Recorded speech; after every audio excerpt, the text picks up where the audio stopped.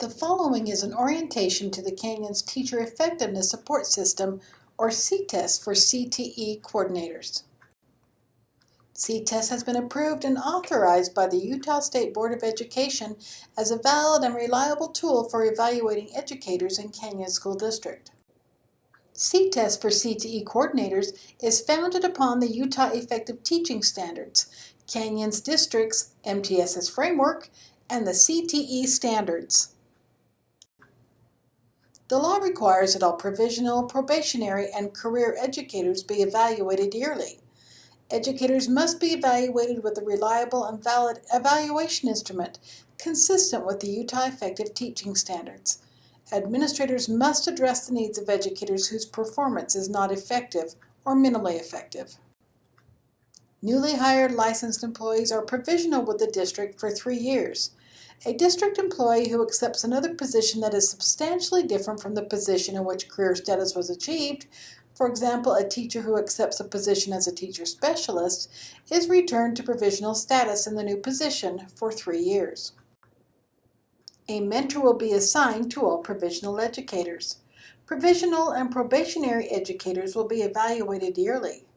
A performance quality rating will be assigned at the mid-year conference, with a summative overall rating being assigned in the spring. Career educators will be evaluated using one of 3 years. Career 1 and Career 2 are growth years, with Career 3 being a summative year. The Canyon's Teacher Effectiveness Support System is a comprehensive process designed to support professional growth and excellence of educators.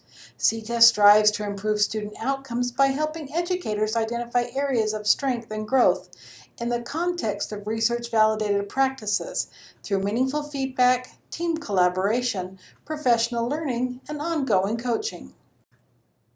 The many purposes of CTESS include ensuring that every student receives high-quality instruction every day, developing and supporting effective and highly effective educators, developing a collaborative professional culture to facilitate student learning, recognizing and promoting the use of evidence-based instructional priorities, standards-based teaching and reporting, and professional behaviors, appraising educators according to their effectiveness, and providing a basis for decisions affecting employment.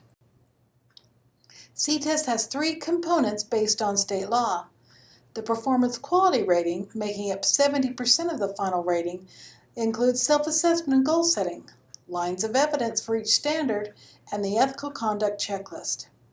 A student growth response, making up 20%, and the stakeholder input response, making up 10%. These 3 components combine into a summative overall rating. CTESS ratings are highly effective, indicating an educator who has excelled.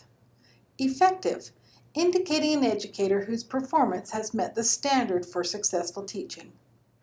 Emerging effective, indicating a provisional educator whose performance is minimally effective. Minimally effective, indicating a career educator whose performance has not met the standard for successful teaching. And not effective, indicating an educator whose performance has not met the standard for successful teaching. If a provisional educator's performance quality rating or summative overall rating is not effective, the educator will receive supports, a memo of concern with identified assistance, and will be notified that employment with the district is in question. If the provisional educator's subsequent performance quality rating or summative overall rating is emerging effective, effective, or highly effective, the provisional educator advances to the next CTESS cycle. Once a provisional educator has successfully completed Provisional 3 requirements, the educator attains career status and advances to Career 1 of the Career Educator Growth Cycle. Please note, for career educators, the summative overall rating received during Career 3 of the growth cycle will be retained during Career 1 and Career 2. Career 1 and Career 2 are growth years which require self-assessment and goal setting and a response to student growth.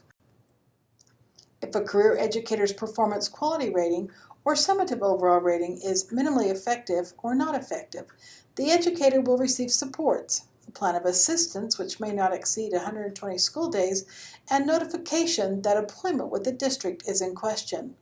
It is the educator's responsibility to improve performance to satisfactory levels. Career 3 is then repeated. If the career educator's second performance quality rating is effective or highly effective, the educator is then advanced to Career 1, removed from probation, and career status is reinstated. Please note, career educators who have been placed on probation for unsatisfactory performance and are again unsatisfactory within a 3-year period are subject to non-renewal or employment termination pursuant to state law and district policy.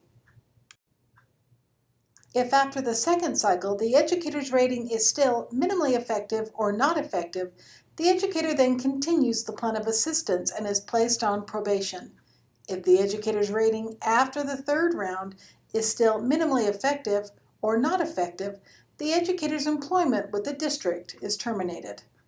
For your information pursuant to state law, career educators whose plan of assistance spans 2 contract years may not advance on the adopted salary schedule. Here is a review of the processes for CTESS and what is required for each component. The performance quality component of CTESS consists of several requirements. First is self-assessment and goal setting, also known as the professional growth plan.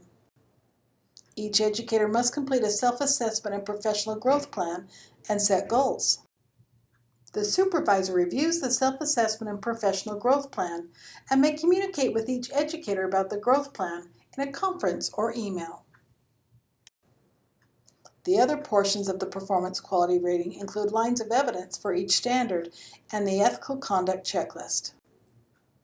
Career 3 educators and all provisional educators will receive a performance quality rating based on the lines of evidence for each standard and the ethical conduct checklist. Feedback for Provisional 1 educators is due November 30th. The performance quality rating for Provisional 2 and 3 educators is due January 30th. The performance quality rating for Provisional 1 educators is due March 30th, and the performance quality rating for Career 3 educators is also due March 30th. The performance quality rating is then calculated based upon the effectiveness rating for each standard using the rating decision rubric. The student growth component of CTESS consists of a response to student growth. Educators will reflect on student growth. This reflection may become part of the self-assessment and goal setting for the next year. The stakeholder input component of CTESS consists of a response based on stakeholder input. Stakeholders will be surveyed. Educators will reflect on and respond to the stakeholder input. Responses will receive an effectiveness rating. The information from the performance quality rating, stakeholder input, and student growth are then used to determine a summative overall rating. At the end of your conference for the summative overall rating, you will review your professional growth plan to determine if goals were met, and then determine your summative overall rating. Your supervisor will then submit your assigned summative overall rating to Human Resources by May 30th. Following the end of your conference, a copy of the summative overall rating will be placed in your personnel file.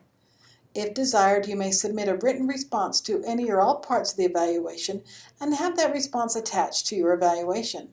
You have 15 days after receiving the evaluation results to request a review of the evaluation process. The complete CTESS manual for CTE coordinators, which contains all benchmark criteria, can be found on CTESS dashboard or by contacting your supervisor. If you have any questions regarding this presentation, please feel free to contact your supervisor or Sandra Dahl-Houlihan in Human Resources.